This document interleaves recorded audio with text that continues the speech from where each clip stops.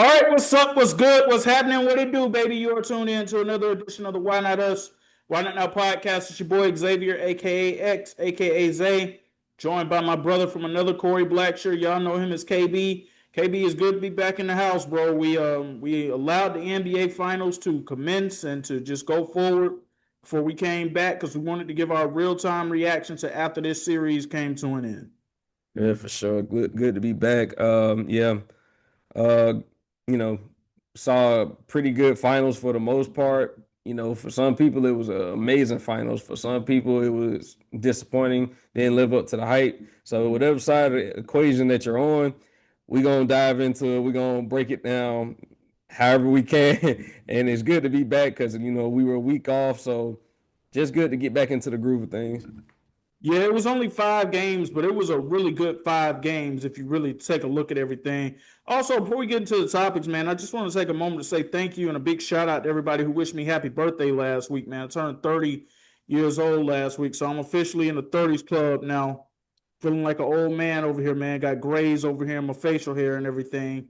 But age is a blessing. Getting older is a blessing. Don't ever take that for granted. And just thankful to God for all of the great years that I've had so far in my life, and looking forward to the many more that He has in front. Well said. Well said. Happy birthday again, my brother. Hope you enjoyed your day. Yeah, flood those comments, y'all. If y'all see X anywhere on social media, out in the streets, flood them with them 30 comments, man. Cause look, I'm 30 right now. I feel it. He gonna feel it very soon as far as like the age coming into play. So yeah, keep it coming. And he's gonna feel it probably in the next month or so. I don't know exactly if that's supposed to be a good thing or a bad thing, so I'm gonna be on the lookout for that. Went back to work today for the first time in a week, man. I just gotta say, it's that first day back after you've been off for about a week that's always the roughest to have to get through. But we got through it. Oh yeah, for sure. I think that it's got like the week off gave you a time to reset, but it also got those like little jitters, like you just got back to school for the first time after summer break. So you ready to see what you're gonna get into. But for us, it gives us a chance to kind of, recap on the year that's been as far as the basketball season. We about to hit a little turbulent time period, but we can at least recap and reminisce on what a great NBA season it was because honestly, it was full of ups and downs. It was full of some surprising turns. And yeah, we really got a lot to really talk about. Well, one of the ones that probably has to be the biggest surprise and turn of them all has to be the New York Knicks ending their 53-year drought. They are the reigning NBA World Champions, defeating the San Antonio Spurs in Game 5. It's their first title since 1973. Jalen Brunson rightfully named the Finals MVP. Mike Brown winning his first NBA championship as an NBA head coach. And a big shout out here, Patrick Ewing, who is a part of the Knicks staff, he finally gets his championship ring too. Couldn't be happier for Big Pat. Man, there's a lot to unpack here when it comes down to this series, though. The Knicks, and we talked about this offline, that game 4, when they were down 29 points and they came back and they won, the only thing that comes close to that in the history of sports for me, and it's not anything in basketball that I've ever seen that comes close to it, but the only thing in my life throughout the history of sports that comes close to that, sorry KB, is 28-3. That's the only thing that compares to it to me through any other sporting event that I've watched in my life, at least in a one game scenario. There are going to be folks who are going to say, but what about Boston and the Yankees in 2004? Boston coming back from being down 3-0 and winning 4 straight to win the series. First team in American team sports in those big 4 leagues to do so. But in a one game setting, I've never seen anything like what that game 4 was. KB, I knew the way that OG Anunoby hit that game winner. I said right then and there, whether it's game 5 or whether it's game 6, God wants the Knicks to win the championship because it's like his hand just went up towards the heavens where the ball was and just tipped it in. It almost looked like he gave it a volleyball spike on the way back in. But they did it. They ended the drought. New York City going crazy Right now, the parade was here earlier today on Thursday throughout the city, man. Those crowds were jam-packed out there. And one scene I saw after the game on Saturday, if you're a sports fan, I don't know how you could love it. I'm not sure if you saw the videos, but it's an area of New York City. I don't know which borough they were in. And they were all collectively singing Empire State of Mind. Of course, we know that song by Alicia Keys and Jay-Z. Everybody just singing the song in unison after the Knicks had won the title. It's very similar to the scene, to me, KB, of the night that the Chicago Cubs won the National League pennant over the Los Angeles Dodgers in 2016. Now, obviously, that happened at Wrigley Field. But if you remember the post-game scene after that, it's like, if you're a fan of the sport in general, how could you not love that moment? Like, how could you not just feel something in that moment, no matter how you feel about the teams? And then as far as the parade goes that happened earlier today, Mayor Mondami, he had one of the greatest speeches I have ever heard in my life. If you haven't heard the full speech, it's on YouTube, it's on social media. You got to go listen to the full speech, not just the little nuggets that are dropping on social media. This man was shouting out players like Amari Stoudemire and Carmelo Anthony throughout their years of service with the Knicks. But he even went as far as shouting out guys like Jarrett Jeffries and Langston Galloway and Tony Douglas and guys like that's a fan right there, KB. Him going back as far as he did, saying, I remember being in the stands when Tony Douglas tied the franchise record for three-pointers in 2011. I remember guys like Langston Galloway giving everything they had when we were only on pace to win 20 games in a season. But this championship is for them too. That's a fan right there, somebody who can pull out the names that he was pulling out during that speech. But overall, I just want to say congratulations to the New York Knicks. And I believe that this is a moment that the NBA needed. The NBA needed a moment this big because with all the parody that's been going on throughout the years and what people weren't necessarily enjoying with it, well, at least you can say you got the biggest of the big market teams that finally did win the championship. Because last year's NBA Finals was also enjoyable too, but mainly just for those who are basketball fans, not just those who we just tune in because, okay, certain teams are playing or certain players are playing, whatever the case may be. The Knicks were always going to draw a crowd. And Wemby and his emergence as the face of the league, even though we're going to talk a little bit more about that in a moment, those two entities coming together, that was going to draw a crowd that was going to be bigger than last year no matter what. But the past two NBA Finals, they've been very enjoyable, and hopefully the NBA can continue on this pace. But congratulations to the New York Knicks once again. Yeah, I think that, congratulations to the Knicks. I think that they showed their dominance pretty much all postseason. I think from game 3 on throughout from the first round, game 3 on the way to their en route to winning the title, they looked like the most dominant team in the entire league. I think that New York has been, like I said, starving. I know that the Giants are important. I understand about the Giants, the Jets, the Yankees, but I think that it's something like you knew the Yankees were going to be there at some point, but the Knicks being there, I think it was such it was like a storybook ending for them to win the way they did in dominating fashion in 5 games against, well, some people have been, calling against the future face of the league and Victor Wembanyama. I think that New York needed this moment. I think that it was, special to see a lot of the, Nick alum come out, be able to be celebrated as well, show that this title meant something for all the players that put on the Knicks uniform throughout the years.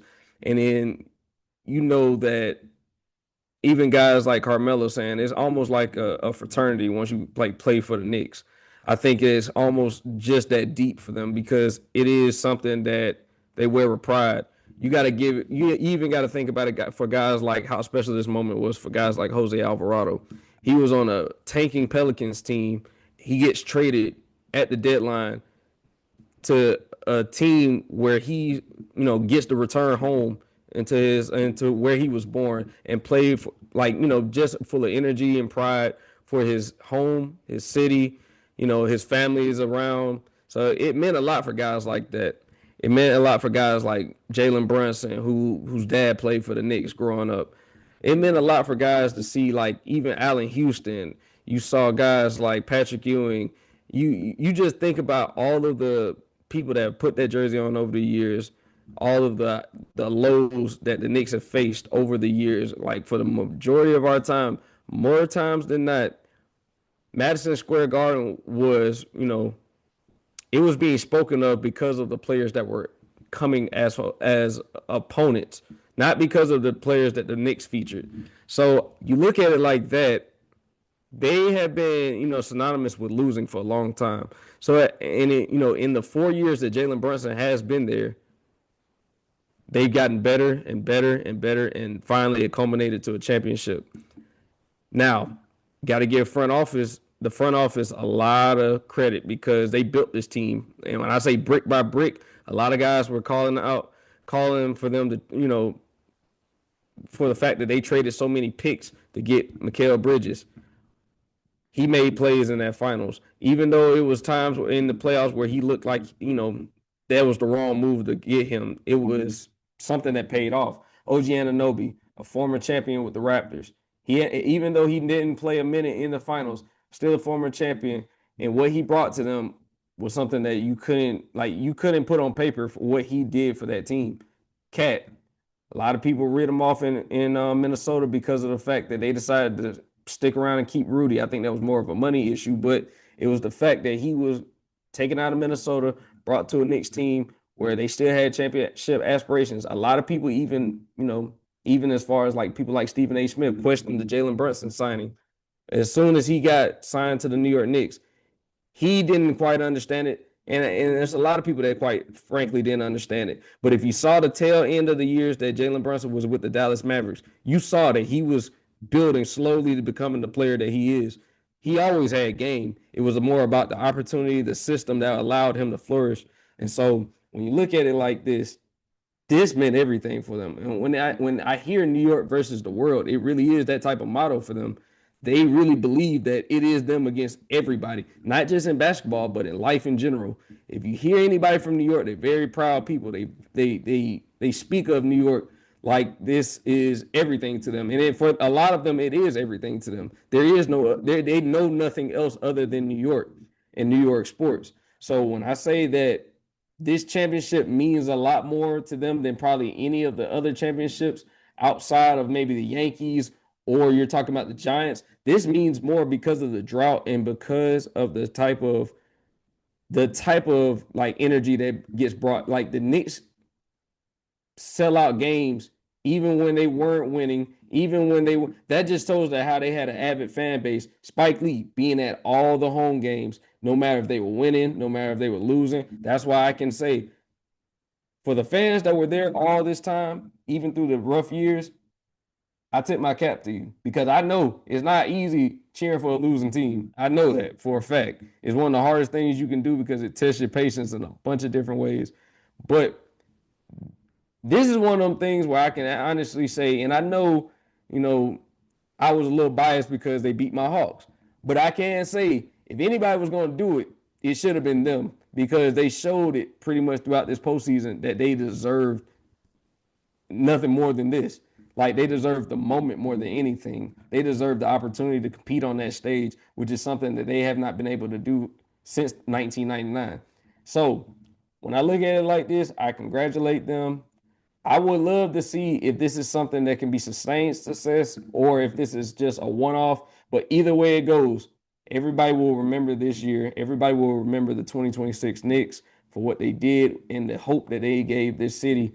So my hat's off to them. It's the most important championship in the NBA since the 2016 Cavs winning their first franchise championship. It's one of the most important championships in sports in the last 10 years, too. I feel like we're going to talk about this championship the way that we talked about the 2017 Eagles being led by Nick Foles after Carson Wentz had went down. The 2016 Cubs, the 2016 Cavs.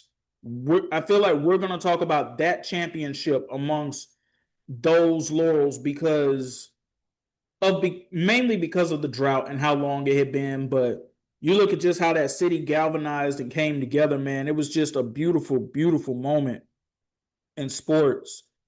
And there's a lesson in all of this too. Sometimes the best things that happen are the moves that you don't get that you really want to happen. And I bring that up, KB, because remember the 2019 free agency sweepstakes? It was all supposed to be about Kevin Durant and KD going to the Knicks. And then he ends up not going there, and he ends up going to Brooklyn with Kyrie. This is in the aftermath of KD tearing his Achilles in Game 5 of the 2019 finals when he was still with the Golden State Warriors. If he doesn't tear his Achilles, does he still go to the Knicks? We don't know.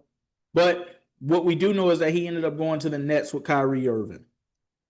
But they didn't end up winning anything. Injuries played a role in that for one season, but they didn't end up bringing a championship to Brooklyn. And New York could not get any high-profile free agents during that 2019 free agency period either. Also, they didn't have things go their way in the 2019 draft like fans wanted. All eyes were on Zion Williamson and the potential of the New York Knicks getting the number 1 overall pick in 2019 and him coming to the city. People had the gleam in their eyes. KD, Kyrie, and Zion. None of that ended up happening. Instead, they ended up getting the man who I honestly believe helped kickstart this resurgence, and that would be Julius Randle. No, Julius Randle is not what Jalen Brunson is, but if you go back to 2021 before Jalen Brunson was even in this picture, Julius Randle and a bunch of misfits with the New York Knicks got this team to the playoffs. Now, they lost to the Atlanta Hawks in the first round, but it felt like there was something that was starting right then and there. Missed the playoffs the next year. Jalen Brunson joins that offseason, and they've been in the playoffs ever since then. And I know that we've given Julius Randle a lot of flack here. Knicks fans have given him a lot of flack over the years. Rightfully so, I might add, because in the biggest of moments when it mattered, he would not show up. But throughout a lot of chunk of those regular seasons, it was Julius Randle who was helping lead the way. And then you got to look at Tom Thibodeau as well. No, he couldn't see this thing to the finish line. If Tibbs had still been there as head coach, I don't know if this would have happened because I don't think he would have played as many guys as Mike Brown played. But they did get the culture reset. They did change things around. It's very similar to what Mark Jackson started in Golden State, what they were able to do right there. Tom Thibodeau in particular, and Mike Brown being it, and I'm very happy for Mike Brown too. Lord knows, hey, let this be a lesson, ladies and gentlemen. When you get away from the Sacramento Kings, you will have a chance to prosper in this life. If Mike Brown was still the head coach of the Sacramento Kings, we would not be talking about this right now. We wouldn't be talking about the New York Knicks as world champions. We wouldn't be talking about him as a world championship winning head coach. We'd just be wondering, okay, what's going to be next for the Sacramento Kings? Are they going to take the next step or whatever? So thank goodness that the Sacramento Kings did what they do best. They messed up and they let Mike Brown go, and that allowed him to be able to go somewhere to prosper. Thank you for allowing that to happen. I think it's also a lot to be said about the fact that at times throughout the first round, you had a lot of Knicks fans clamoring that Mike Brown should have never been the coach. It was a lot of people that said, man, we wouldn't be in this situation if we had Tibbs. It was a lot of people questioning him, and all he did was get better. From the time that they were down 2-1 against the Atlanta Hawks, he got better at every single stop since then. We got to hold ourselves accountable for that too, because we did say that here on this podcast. Yeah, we did.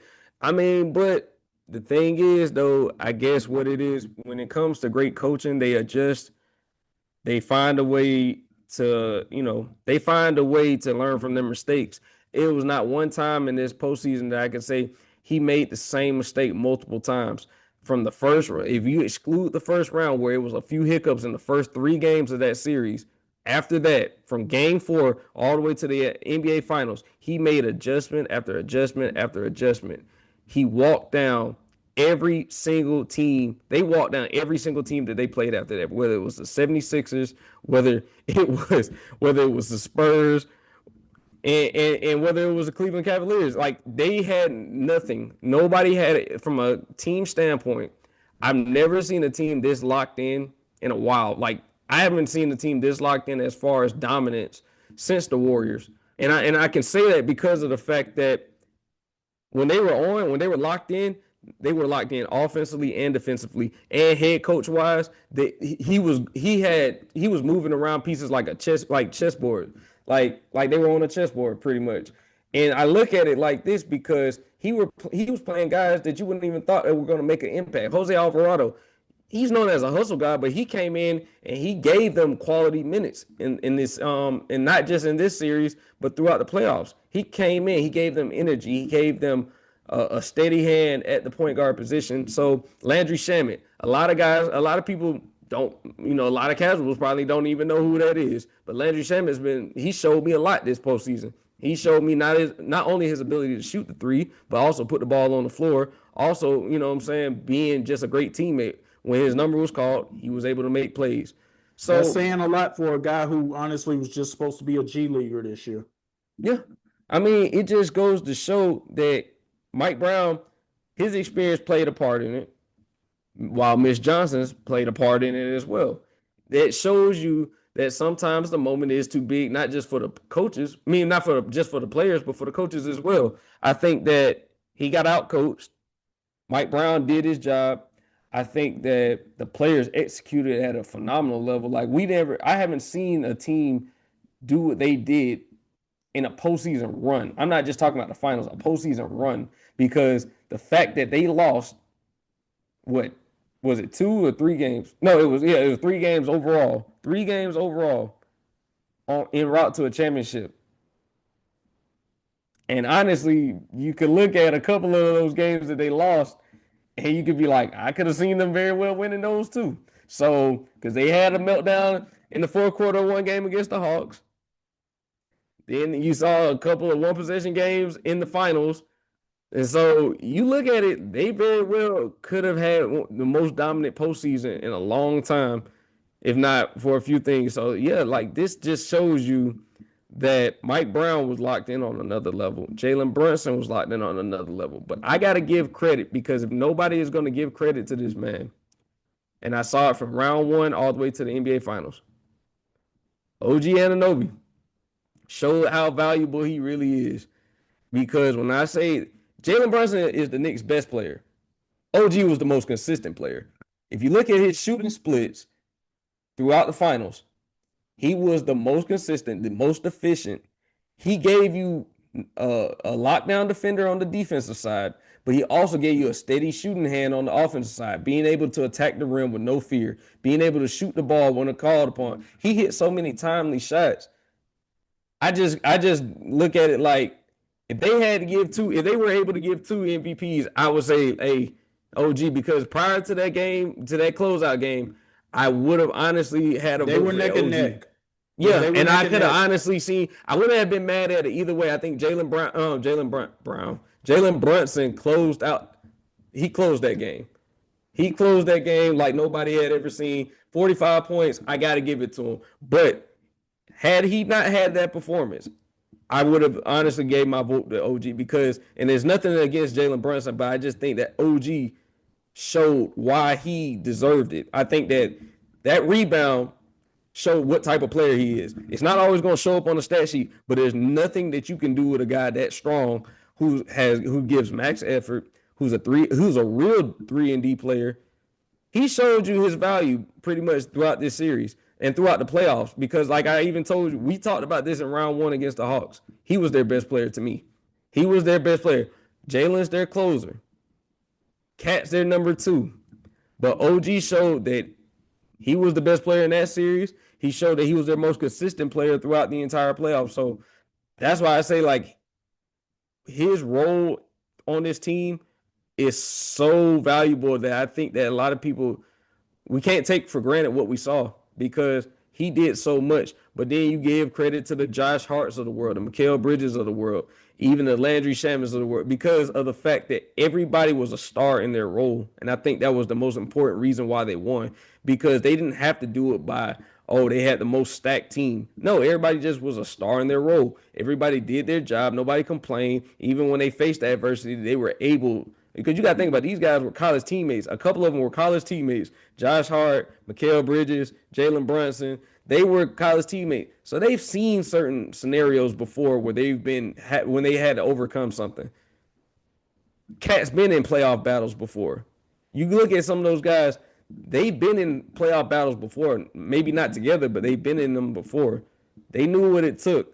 They knew it was going to take every single player on that team to make it happen. They did it. That's why they're champions, and that's why they need to be celebrated. No, I agree with all of that 100%. Here's something else OG Anunoby created for me. And I don't know if you put much thought into this like I did. His entire postseason run this year created a huge what-if scenario for me.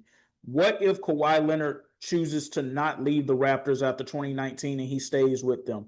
And I bring this up because look at how the consistent improvement of guys like OG Anunoby, Pascal Siakam, Fred VanVleet, if he stays there with that nucleus, and Kyle Lowry was still there at the time too, and he was still Kyle Lowry at that point. Are we looking at a 2-3 type championship deal there in Toronto? And that's a possibility. Now, the thing with OG, from a personal standpoint, I don't know if he develops because Kawhi's departure gave him an opportunity to step into a new role where he was asked to do more. And I think that's what helped him flourish because Kawhi left. And I'm not saying that he wouldn't have developed into the type of player he is now, but he had more opportunity is what I'm saying. So who knows how things would have swung in Toronto, but you could have been looking at possibly, if not a dynasty, but I could at least have seen them going back to back because you got to think about the East. This was after LeBron left for LA, so the East was wide open. Even with Boston in the East, the East was still wide open to the point where if they had kept that same group together, I could have seen them making at least 2, maybe 3 finals in a 3-year span. Because the team that we saw represent the very next year was a team that didn't even have a superstar. They just had a high-end star that was helping lead the way, and Jimmy Butler and the 4-seeded Miami Heat. Yeah, and I think they were better. I think they would have definitely been better than Miami. Me personally, I would have picked them over Miami 7 days out of the week. And just because of the fact that if you keep Kawhi, you have your bona fide superstar. Because I think that he did so much for that Toronto Raptors team. I think that guys like Kyle Lowry benefited. And then you think about it, you had Marc Gasol. You still had a great passing big man. You had guys like Serge Ibaka on there. So you had a good collection of guys. Fred VanVleet was still developing, but you saw that he was becoming that type of player because in that Golden State series, if you saw the shots that he was hitting, when I say he had a green light and he was hitting almost every shot, it felt like every shot that he shot was going in. So you keep those guys together. I think they could have ran the East for a good couple of years, me personally. It was the bubble, but I'm not sure if folks forget or if they don't remember this. That team still made the second round of the playoffs, even in the bubble. And this is without a Kawhi Leonard. And as those guys were continuing to develop, and they still were just a step better than they were the year before. So it's definitely an interesting what-if scenario. Now we got to talk about another what-if scenario, and that is, what if the San Antonio Spurs hadn't been too cocky, hadn't been too arrogant, and they had an actual veteran point guard on the floor, true veteran leadership out there that would have known after they blew at least one double-digit lead, okay, here are the things we need to do to prevent this from going forward. I want to give a shout out real quick before we get into this topic. I want to give a shout out to my homeboy Eli West. We're going to have him on the show one day. And he posed a question in a group chat that I'm in with him. And he said, do you believe that this Spurs team would have made it this far if they had Chris Paul over De'Aaron Fox? And my answer to that initially is no. Because if you're depending on Chris Paul to help you get to that point, no, at this stage of his career, absolutely not. I don't think that he would have been able to do it. But if we're talking about Chris Paul specifically just being there for the finals over De'Aaron Fox, yes, the San Antonio Spurs would have been in a much better position.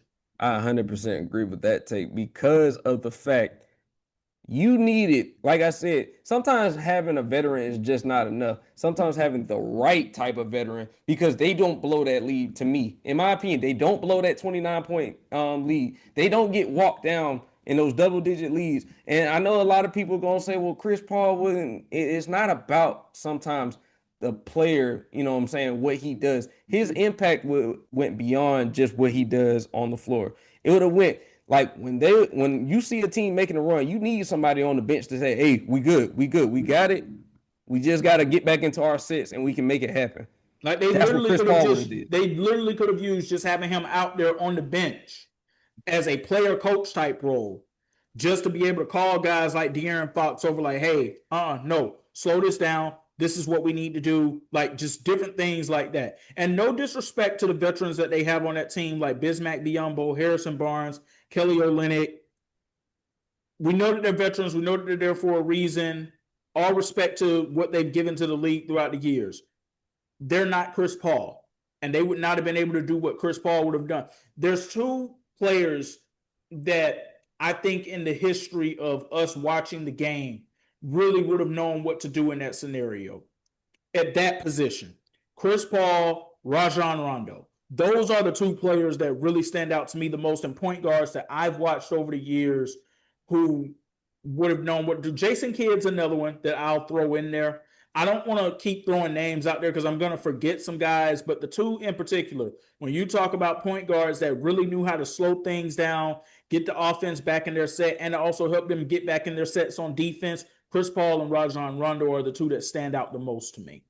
And what you did say about the vets that they had on the team, yeah, they do have vets, but they are not vocal. They're not vocal vets on the team. You don't, Harrison Barnes is a quiet, even keeled guy. Kelly Olynyk, Bismack Biyombo, they're not the vocal leaders to galvanize a team, especially a young team. Yeah, but here's the Harrison Barnes part of it that really surprises me. He was on the Golden State Warriors team that blew a 3-1 lead in the finals to the Cleveland Cavaliers in 2016. You would think that he would have been more vocal in those situations with this team in particular, but I should have known that he wasn't, because in game 3, the only game that the Spurs won in these finals, Stephon Castle was being interviewed on Inside the NBA with Shaq, Kenny, Chuck, and Ernie, and salute to those guys. Very happy that they got their moment to do the pre and post game coverage of the NBA Finals. That is well overdue for that crew right there. They asked him a question, meaning Stephon Castle, who are the two leaders on the team? And the two people that he said was Keldon Johnson and Wemby. And I got nothing against him saying that, but I was disappointed that the name I didn't hear was Harrison Barnes, considering all that he has gone through and what he went through in Golden State in those situations. I'm gonna tell you though, age don't give you more. It doesn't make you a leader. It doesn't make you more mature because you're older. It doesn't. And that just goes to show you that sometimes leaders are born like that, and then some have to step into roles to be leaders. I don't think Harrison Barnes was ever asked to be a leader on his team, on any team that he's been on. I think that he's been fine just being a complimentary player who has experience being in high pressure games. But when you go back to Chris Paul, I think that you got to look at what Chris Paul's done just in his career. Think about what he's done for these three players. These three players that I'm going to mention, he played a very key role into getting them into where they are now. Devin Booker, Shai Gilgeous-Alexander, and even the time that he spent with a guy like Wemby.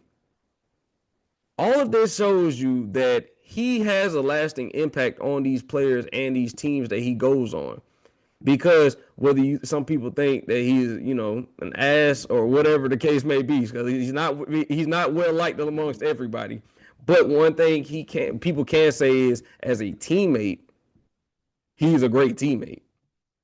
And we saw what he did for Shai's career. Shai took off after his time with Shai. Shai took off into another level that nobody saw coming, because we saw him he had a smooth game when he was with the LA Clippers. We saw it, but we didn't see this. Nobody, I think saw that. We just saw that he was going to be a really great kid, really great scorer, maybe even be a great defender, but I didn't see this. And it's very easy to sit up here and continue to reflect on that trade the Clippers made for Paul George, where OKC got Shai, Danilo Gallinari, and all those draft picks, and talk about how much of a mistake it is, because we've talked about it here on this show, and it has proven to be a mistake that the Clippers made that trade.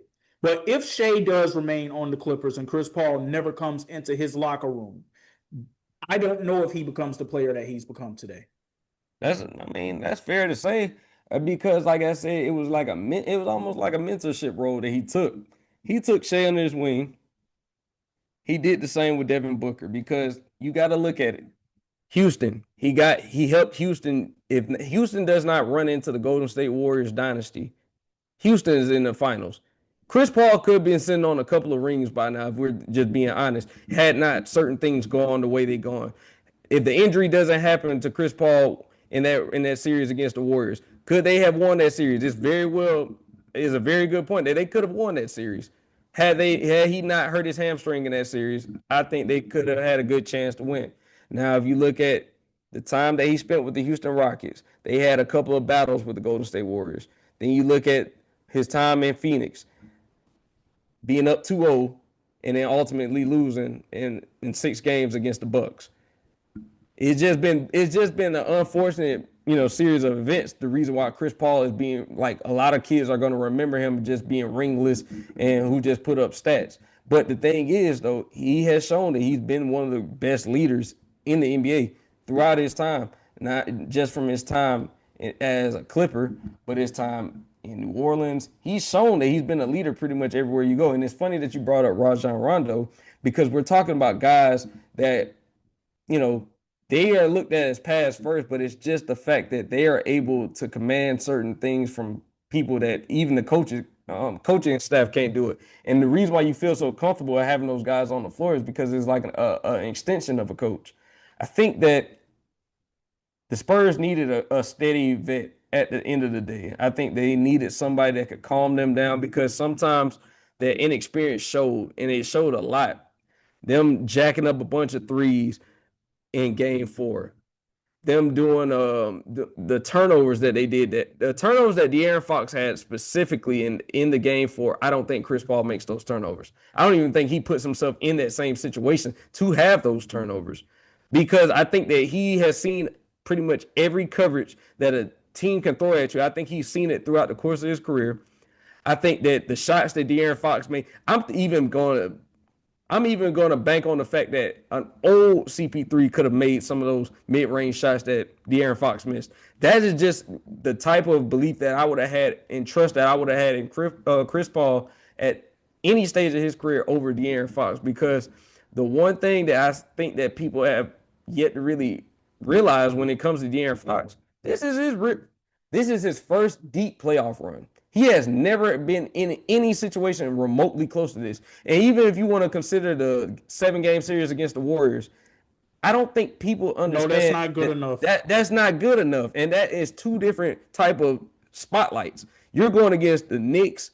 You're going against them, and not only you're going against them in the NBA Finals, you're going and playing in one of the most famous arenas in the entire world.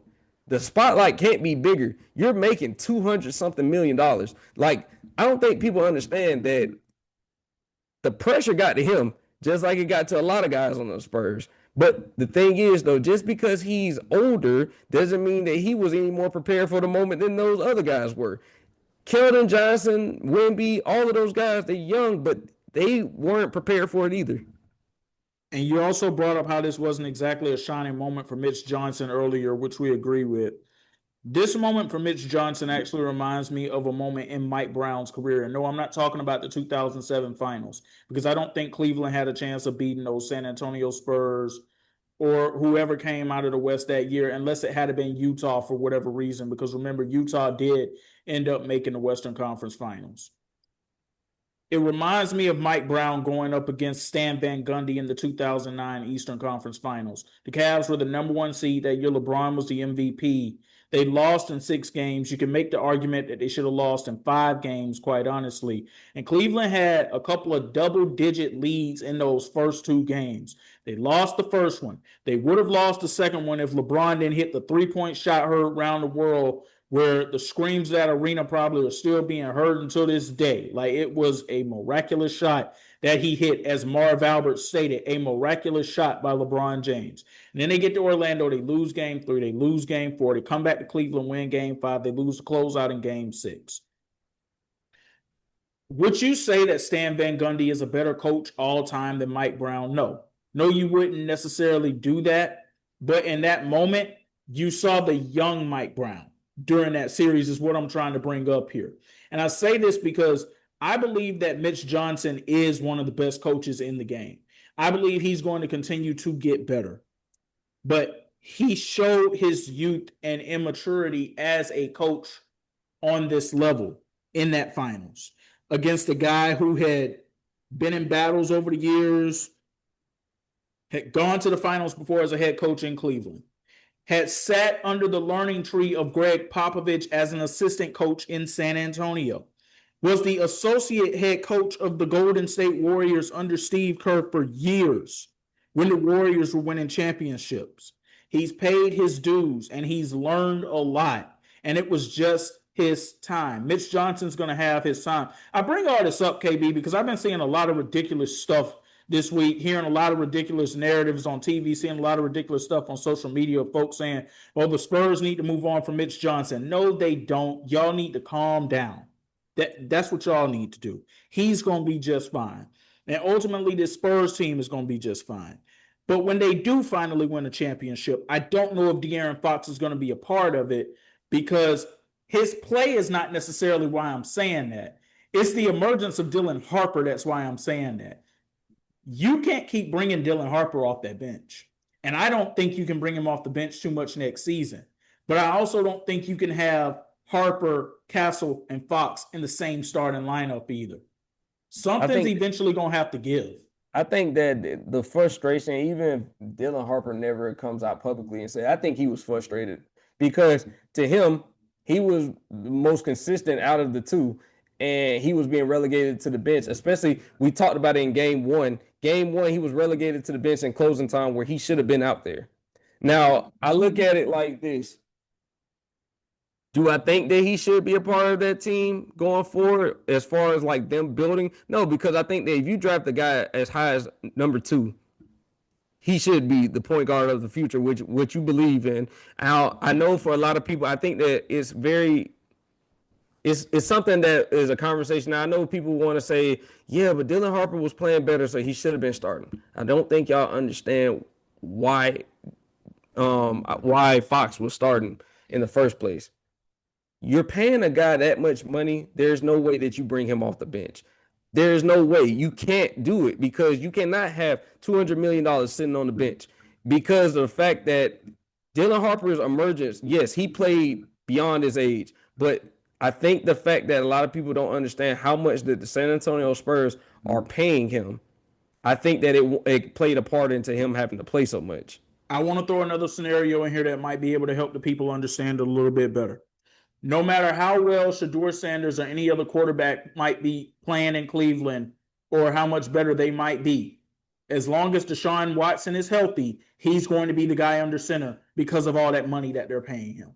That's a great comparison, because it's not necessarily, yes, we do understand, everybody, including the coaching staff, sees what everybody else saw, but they also know that it's a lot more that goes into that scenario than just play. On the court play, because if it was just that, Dylan Harper would have been starting a long time ago. I think that what it is the plan is for Dylan Harper to take over the reins, maybe sooner rather than later, because you look at the money that De'Aaron Fox is set to make coming up these next 2 seasons. I think that is what is going to play a part into everything that goes on in San Antonio as far as the Dylan Harper, De'Aaron Fox scenario. Now, X, what I will throw back to you is the fact that you looked at a lot of mistakes being made in their first real finals run. And it was the first of many, I feel like, that could happen. But their first real finals run, they saw a lot of good things. They saw a lot of bad things. They saw some things that they need improvement on. The one thing I did see that I do think that they need to do away with completely, I would like to see less of Stephon Castle bringing the ball up. The reason why, I think that he works better off ball than having the ball in his hands as a primary decision maker, because we saw the turnovers. We saw the uncomfortableness handling the ball, especially against guys that were, pesky ball defenders on ball, because we saw when he was when Case and Wallace, we saw it in the Western Conference Finals. He looks uncomfortable. Now, is that something that he can improve on? Yes. But I think that when you have the point guards that you have, you don't need to put the ball in Stephon Castle's hand. He doesn't need to bring the ball up the court. I think that is something that I feel like that he can improve on, but I do think the Spurs need to move away from, because a lot of the turnovers that they had were unnecessary.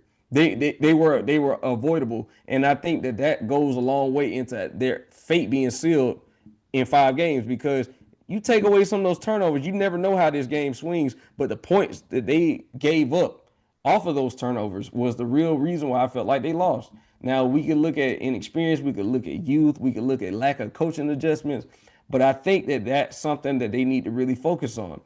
We can pick apart a little bit from each player that was on the floor, because a lot of players shrunk in the moments. Like Dylan Harper, he rose to the occasion. Even Wemby at times, I felt like shrunk in the moment. The missed free throws late. The turnover in game 2.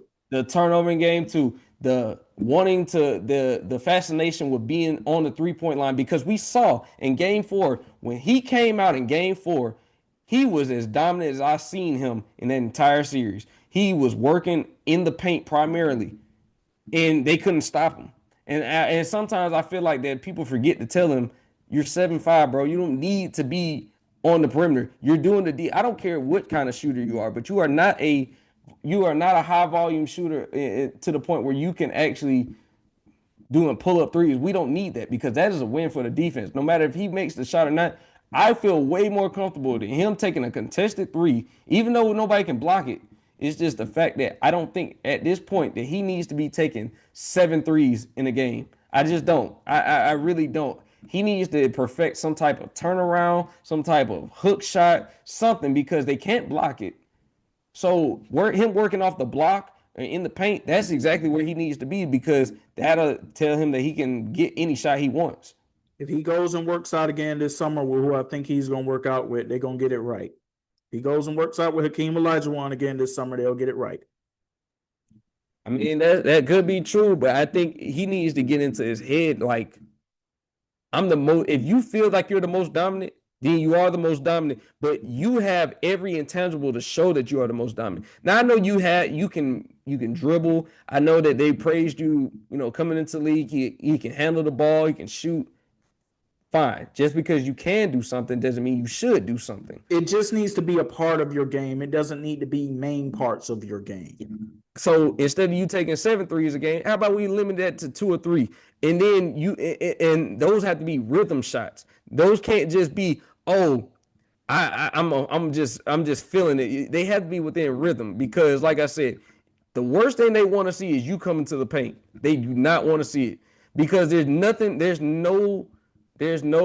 pass, there's no shot that you can't get to. So at that point, I think you're doing yourself a disservice, because I look at not only the fact that the free throws that he missed, throughout the series, but I look at the fact that every single time you missed a 3, I know that the Knicks were just like inside, they were like just cheering, because the fact that we can keep you out of the paint, I call that a win. I call that a win because of the fact that you had guys that shrunk in a moment. Where was Keldon Johnson this series? He was busy running his mouth in post-game press conferences. As far as where he was on the court, I saw him out there running around. But as far as where he was out there contributing, I don't have an answer for you. That was the 6th man of the year, right? Yes. Oh, okay. I thought so. I was just trying to make sure, because that just told me. Now, I don't heard participation trophies a lot throughout, the last couple of days. Now, if we gonna talk about anything, looking like that wasn't the most participation trophy I don't ever seen, because you talking about a guy who was talking the talk, who was, wants to be the voice of reason. I think that you should lead by example if that's the case, because you are the longest tenured Spur on the team. You should possibly be the one leading by example, if anything. Unfortunately, KB, it's like you said, age doesn't necessarily always equal up to the experience or you stepping up and being in that role, because I think we all pretty much agree that the person who should have been in that role on that team should have been Harrison Barnes. It should have been him, but maybe that's just not him. But that's who the person honestly should have been in that role. Keldon Johnson might be the longest tenured Spur. He ain't never won nothing in San Antonio. That's facts. That's facts. But I think that when we're talking about guys that shrunk in the moment, it started with De'Aaron Fox because he is the vet. He's the vet and he's the point guard. You the point guard. You got probably the most important position on the floor because you initiate the offense. So that's the reason why I look at certain guys. I'm like, I was really just more disappointed. Not because I thought it's not because of the fact that they lost. They just lost to a better team at the end of the day. A better team and a better coach team. I think that it's not the reason that they lost. It's how they lost that played a big role for me because of the fact that I'm looking at it like this is the reason why a lot of guys said you do not crown someone the face of the league too soon. And this is when we get into those type of discussions right here. And after Wemby's game one, we didn't necessarily do it here on our show, but we started to hear it. Hell, we heard it on NBC starting after that game one Western Conference Finals performance. This is the face of the league now. They were literally talking about Wemby as the face of the league, as the face of the league, as the face of the league. They weren't saying the future face of the league. No. After that game one performance in the Western Conference Finals, he was being crowned the face of the league. And we even said that this is his league at one point. We've said we did. So you know what I'm saying?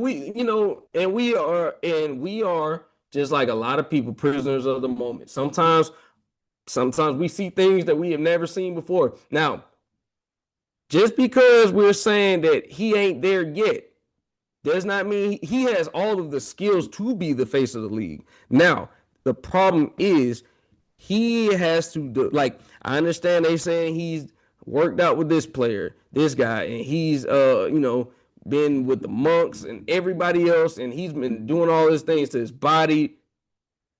Now you've seen it. Now how do you respond to it once you see it again? That is what I want to see. I want to see the improvement from year to year. All right, let me ask you a question. Obviously, in 2007, social media wasn't as prevalent as it is now. You had MySpace, you had YouTube beginning, Facebook was in its beginning stages. I wasn't watching sports TV shows like Cold Pizza back then before it became First Take and different things like that. Do you ever remember hearing during that time period, after what he did against the Detroit Pistons in the Eastern Conference Finals and leading the Cavs to the finals as a 22-year-old, do you ever remember folks referring to LeBron James as the face of the league after that moment? I remember a lot of people saying that he was ready. Like, he was labeled as the chosen one. I remember a lot of people after that game. I remember a lot of people saying after that series in general, a lot of people, even Tim Duncan, if you remember after the 07 finals, he said, this is going to be your league, but I appreciate you letting us get this one. Like, you always saw the building blocks to where LeBron was going to eventually be. But I mean, right there in that moment. At that moment, I think that was his coming to age moment right there. I think that a lot of people had said that at that moment, he was the best player. I asked that question because I'm just trying to figure out, is this the first time where we've gone completely too far off the deep end on crowning somebody too early with that label, that ultimate achievement? No, I don't think so, because of the fact that if you want to look at certain performances that like warrant certain reactions, that game that he had in game one of the Western Conference Finals warranted a certain reaction.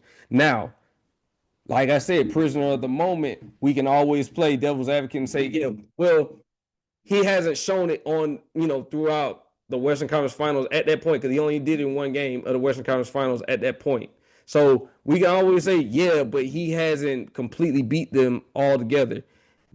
We were prisoners of the moment as of that night, and so was the rest of the world, because we had not seen a guy that tall, that skilled, do the things that he was doing in that game. As far as, was it the first time? No, because it was certain games you saw. Like it was certain times, like I guarantee you, the game that Michael Jordan had against Boston, the one where every time they're showing any type of highlight package of Michael Jordan going between his legs on Larry Bird in the in TD Garden. Well, I believe it was called something else back then. Boston Garden. Boston Garden. I'm sorry. Everybody said that was Black Jesus. That was the best player in the league. Even if he hadn't necessarily won anything yet, it was such a moment that people could say the performance itself warranted the reaction of this is the best player, regardless of whatever else is going on. He hadn't won anything, which is the reason why a lot of people who are, arguing against Michael Jordan as the GOAT say he was a loser until he got Scottie Pippen. A lot of people argued that. But it was a performance that like no other that nobody had seen coming from a guy that young with no experience really. And they said, this is his moment. This is the guy that's going to be the face of the league. So it's not the first time we've seen it. And it's not the first time that if you've been covering the NBA for a long time, people have seen it from multiple players where they've saying like, this is the guy, this is the face. So we've seen it from multiple players after, one performance or a performance in a particular series. So I will say it's not the first, and it's probably not going to be the last time. I think that Wemby just got to a moment where the moment was brighter than he thought, because, and I think that there's no doubt about that. When you go back and you look at that game 2 turnover at the end of the game, him just hitting Stephon Castle in the back with the ball because Castle was not ready to be in position to take that ball up court.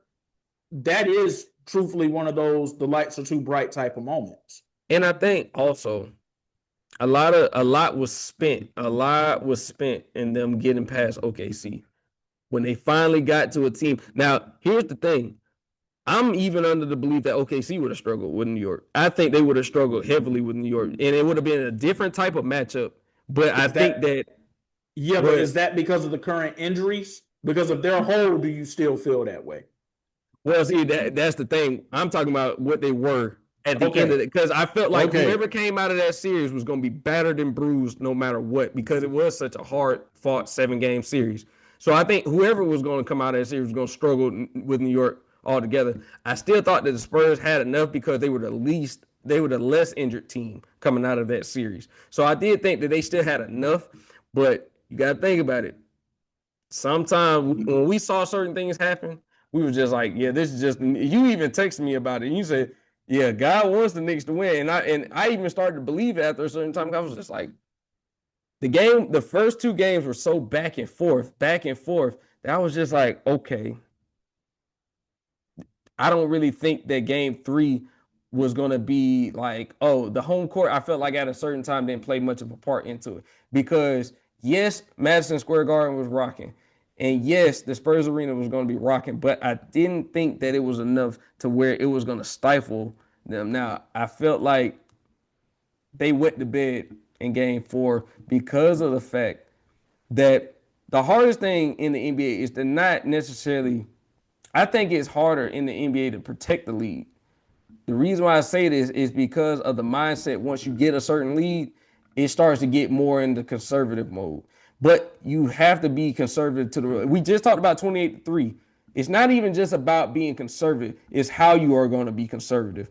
You have to be able. It's more strategic than anything, because now when you're talking about coming back from a substantial lead, you're expending everything. All the energy is going to be used to come back no matter what. Dive for loose balls, whatever it takes. But when you're trying to protect the lead, you don't know sometimes that you're going to get into these moments where you're going to have to milk the clock, but still be able to get a great shot. And I think that their youth showed in that moment because they didn't know.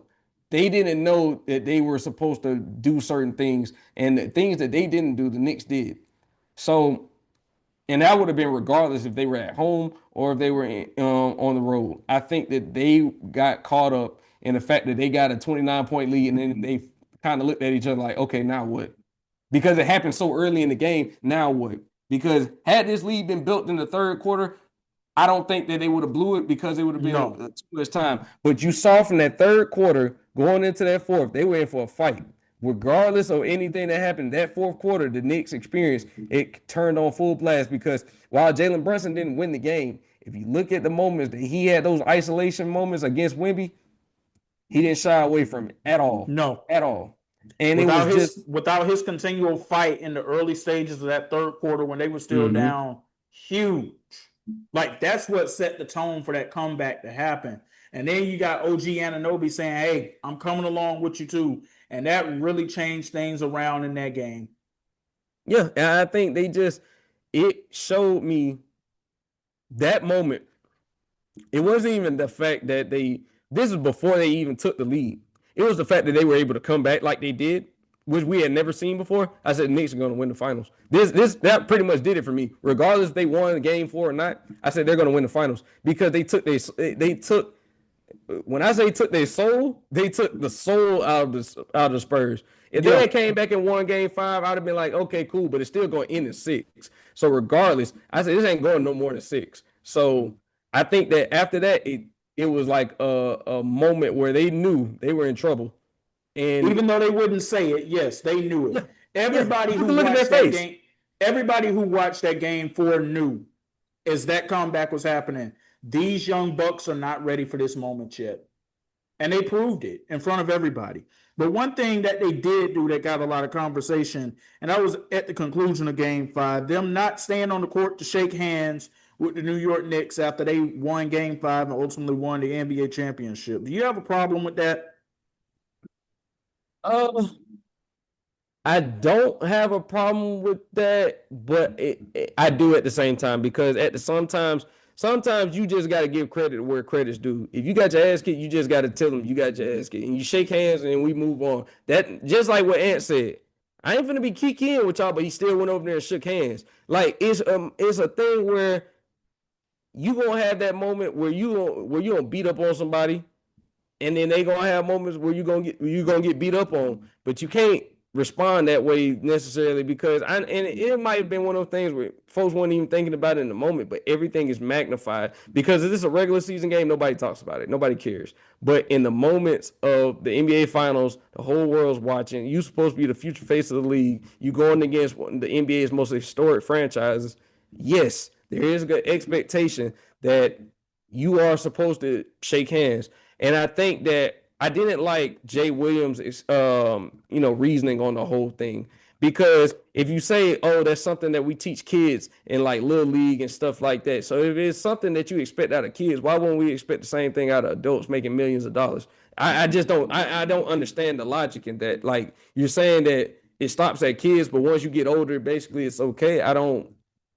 You know what I'm saying? I don't really get that. For me, that's just showing that you were gonna go like you were being a sore loser and you're kind of sulking. Now, like I said, if LeBron can go shake hands with the Celtics and those guys, if LeBron can go shake hands with the Celtics after getting beat, and then he came back and beat them. Same thing when Kobe lost to the Celtics and he came back and beat them. So it goes to show like you're gonna have to take your lumps along the way. Like ain't nobody just gonna give you that title before it's time for you to actually like you have sometimes that you ain't there yet, and that's okay. But sometimes you got to take those lumps in order to build towards something. I think Wemby is still going to be a fantastic player. I think he's already fantastic. I think he's phenomenal. But I think that was one of those moments that I think he wished he could have back because it's like it shows you who you really are, not when you win, but what you are when you are like in defeat. Like what kind of person you are, what kind of player you are, and what kind of player you're trying to be. Because if you remember when Stephon Diggs at the end of when he stood on the field and everybody was like, yeah, he was just waiting. Eventually your moment's going to come. Your moment will come where you're going to be on that stage again. And how do you want people to respond to you? Because after you just beat up on somebody, I'm sure you will want them to shake your hand, look you in the face and say, man, you got me. But you got to be willing to give that same type of respect to others because they beat y'all. And it wasn't nothing y'all could do about it. Normally, I wouldn't have a problem with teams not shaking hands or players deciding not to do that. But I got a problem with San Antonio not doing it because they talked a whole lot of smack. in this series. They talked a lot of smack in the post game. They talked a lot of smack on the court. Wemby, in particular, with the game 4, when he did the "I'm in your head" stuff, the dirty playing that we saw at times out there from the San Antonio Spurs, being led by Wemby. You cannot tell me that this dude did not intentionally try to take out Jalen Brunson at least one time in this series. You could argue 2, but the one time in particular, game 5, brings his foot down, Jalen Brunson steps on it, rolls his ankle, was able to stay out there, but that honestly should have been a flagrant foul that wasn't called. How about when he did whatever that move was? I don't know what he was doing when OG Anunoby is sitting in a stance and he comes and he just brings his legs down in between, almost sitting right on this man's knee.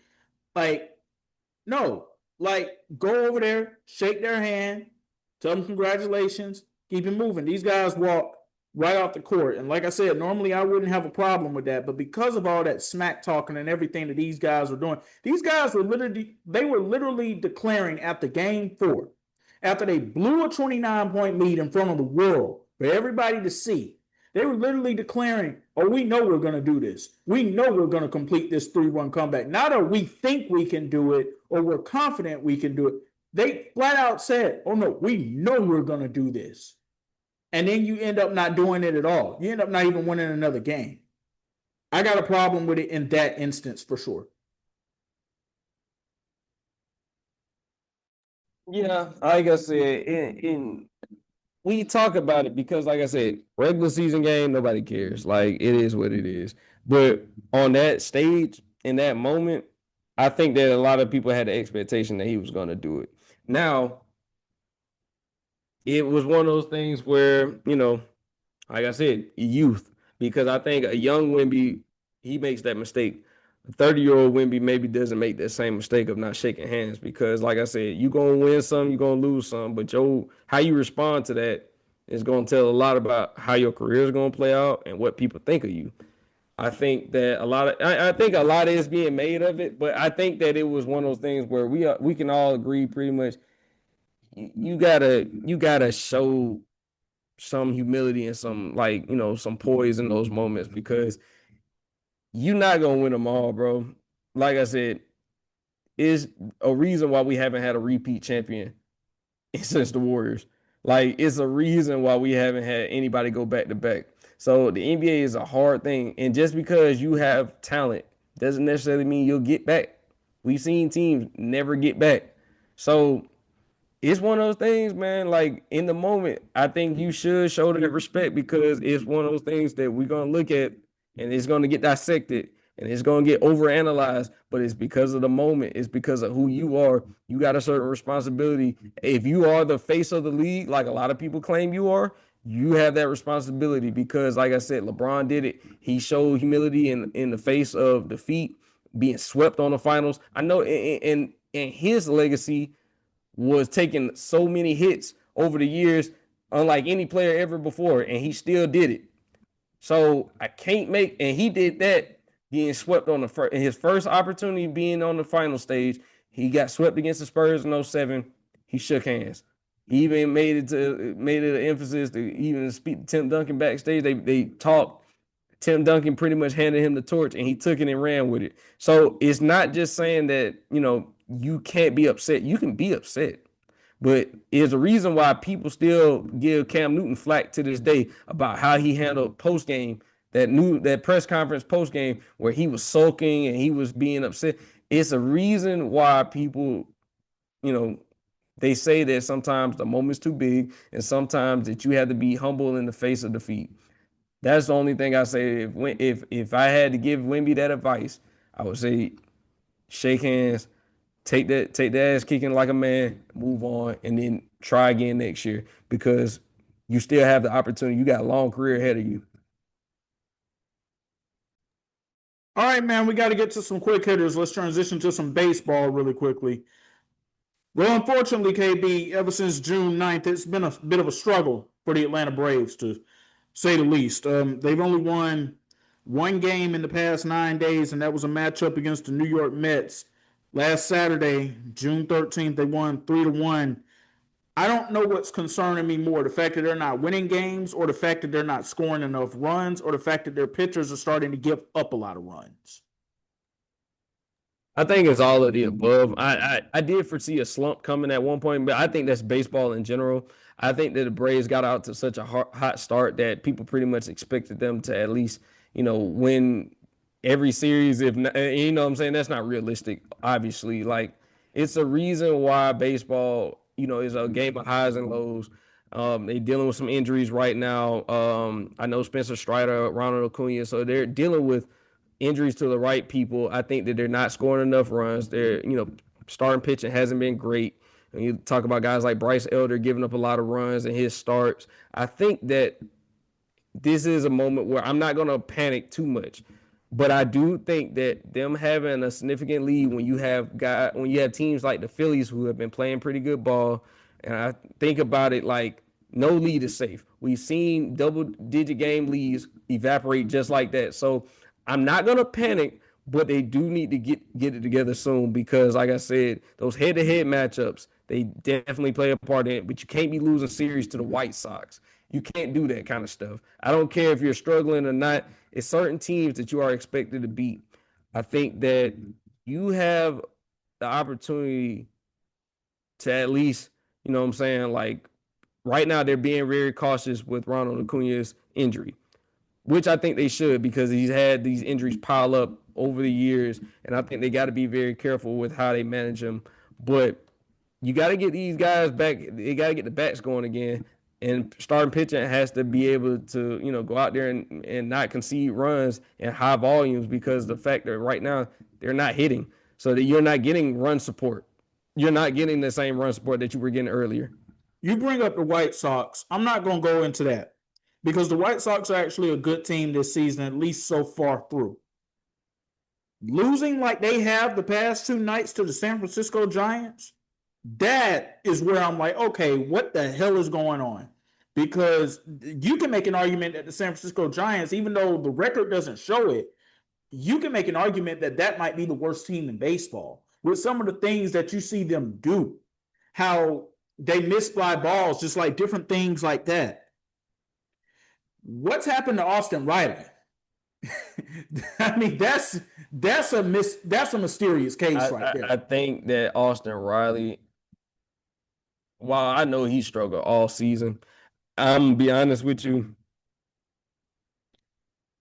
As great as he is defensively, I would actually sit him down for a while because something's not right with him. I don't know if it's a psychological thing. I don't know if it's physical type of like injury or something that we're not seeing, but he has not looked good all season.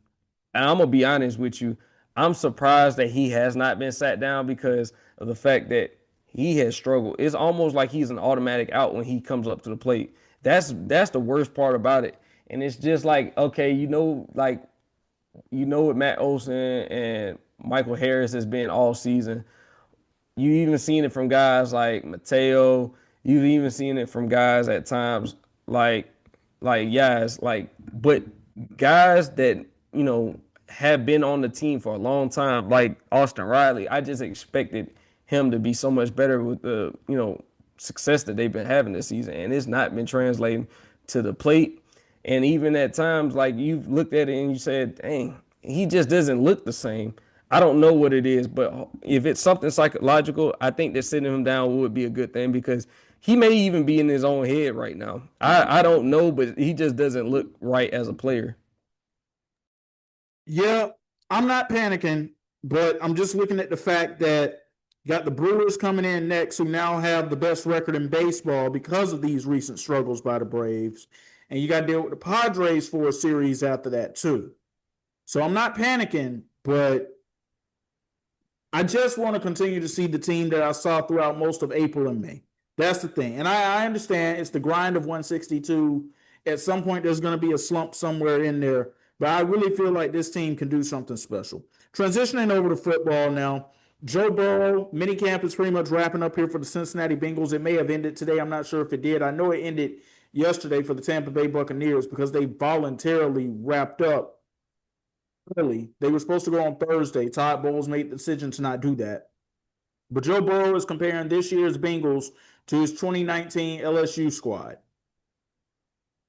Listen, I'm not going to say that that's going too far and that his expectations are too high, because this is a wide open division that they have. Like, I don't know what the Steelers are going to be. I don't know what the Ravens are under this new head coach. I also don't know what's going on with them and Lamar. And Cleveland's Cleveland. I really don't know what I'm going to get out of them either.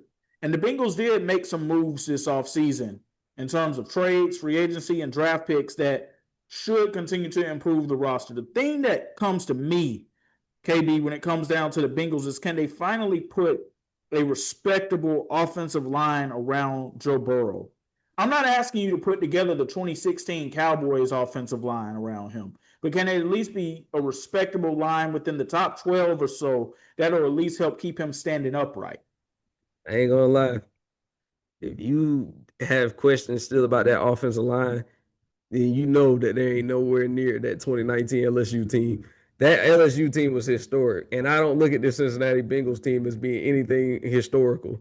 Yeah, I think he's, hey, I understand sometimes you got to talk yourself, up sometimes, but I'm not going that far until they prove it and they do it consistently. I'm not going that far. I think that what he's doing is he's being optimistic about the season, which he should be. He's back healthy. He feels like he has his full collection of guys out there, so he's going to be able to go out there in a wide open division and hopefully make something happen. But at the end of the day, you still got to go out there and prove it. And we know those Bengals are a couple are injury away from just completely falling apart altogether. So I'm not going to say they can't be great this year, but historical, I'm not going to go that far. I think that he's tripping on that one. Well, your Atlanta Falcons, it looks like they got their QB1 situation already figured out. Now, I understand that Michael Penix Jr. is working his way back from an injury. He might need to get comfortable being the backup quarterback for a while. It's looking like Tua's got that job all but locked up. I'm going to be honest. I still don't feel like the quarterback picture in Atlanta is completely set, even with Tua being the starting quarterback. I think that depending on how this year ends, I think the Falcons will be looking into the draft to go get a quarterback, which is crazy to say that within a 5-year period that you drafted 2 quarterbacks. But I look at them as being one of those teams that's going to fall into that category, depending on who's coming out and where they fall into the draft. I think the Falcons will be looking at their quarterback of the future, because if Michael Penix loses this quarterback battle, I don't look at him as the quarterback of the future for the Falcons. I don't think they view him as the quarterback of the future, even if he were to win the competition. I don't think that they look at him like that. I don't personally. So the NFL supplemental draft will be coming up here pretty soon. Do you think that they should take a flyer out on Brendan Sorsby? No. At that point, I would rather just go ahead and just rock with Tua or whoever else, or Penix. If that's how you're going to play it, I would rather them just take a year with them, see what you can get with it. Maybe you get lucky and because like I said, no matter how bad this division is, it's going to be hard-fought games no matter who plays. Whether it's the Panthers, the Bucs, or the Saints, you're going to get a good game out of all of them. So I think that a good 2 games out of all of them. So I would rather just see what you got as opposed to taking a flyer out, because I do think that you could just wait. Switching over to hockey, congratulations to the Carolina Hurricanes winning the Stanley Cup Final for this season. The second in their franchise's history. It was an epic series with them and the Las Vegas Knights. But Carolina, and this was the team from the start that I really felt was going to end up pulling this off, just seeing how they were dominating throughout the course of the regular season and how they started out the playoffs. They just looked like a team that wasn't going to be beat as long as they had most of their guys out there. So congratulations to the Hurricanes. Yeah, congratulations. Well deserved. And we will see if they will repeat next year. That's the thing about hockey. You have these stories that end up coming up out of nowhere, but they had been knocking on the door for a few years. They just had, this group in particular had just not been able to overcome some things. So we'll see what happens. Final quick hitter for you. Going to the Cup, there's a lot of great action that's been happening throughout the course of the past week when things started a week ago. But the one that's really been captivating everybody has to be the performance of earlier this week from Lionel Messi, and Kylian Mbappe, who I would say right now, I'm not saying all time, I'm saying just right now at this very moment and him now being towards the prime of his career, I think you'd be hard pressed to find a better player in the game right now than Mbappe. Yeah, I mean, to be the all-time leading scorer in France's story history, I think that he's shown what type of player he's been, no matter who's sharing the field with him. Whether it was Messi, whether it was Neymar, he's shown that he's one of the best of all time already.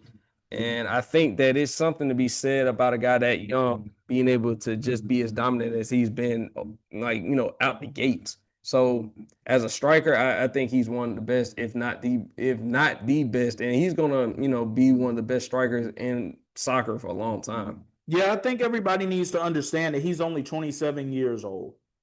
So there's a long way still to go here. Like when it's all said and done, he could very well end up being the GOAT. But the current GOAT is Lionel Messi.